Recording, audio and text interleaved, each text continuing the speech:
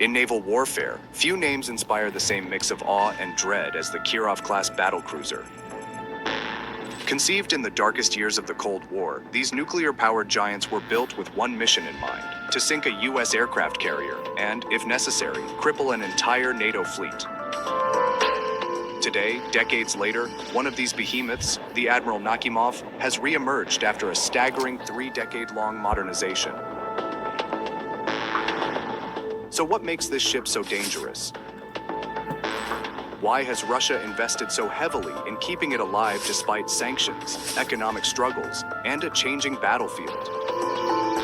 And what does it mean for NATO's dominance at sea? Let's break it down. Fast forward to today. Out of the 4 Kirov-class ships ever built, only 2 remain in active service: Pyotr Veliky and Admiral Nakhimov. The latter, after nearly 30 years of upgrades, has returned to sea trials, reborn for a new era of warfare.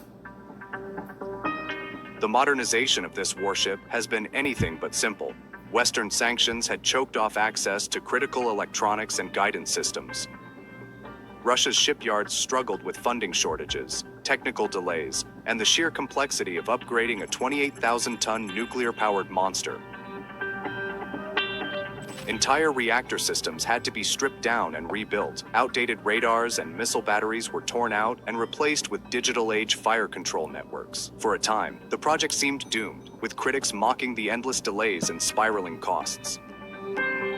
But Moscow refused to let Admiral Nakhimov die. Too much pride, too much strategy was tied into its steel frame. With every setback came renewed investment, and with every delay came the determination to see it through. The result is a ship that, while familiar on the outside, has been reborn on the inside.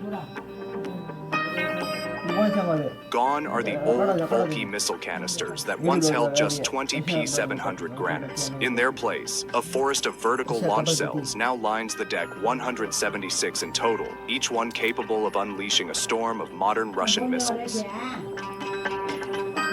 Kaliber cruise missiles for long-range strikes, Onyx for supersonic anti-ship attacks, and the feared Zircon hypersonic missiles, capable of reaching speeds that NATO defenses can barely track, let alone intercept.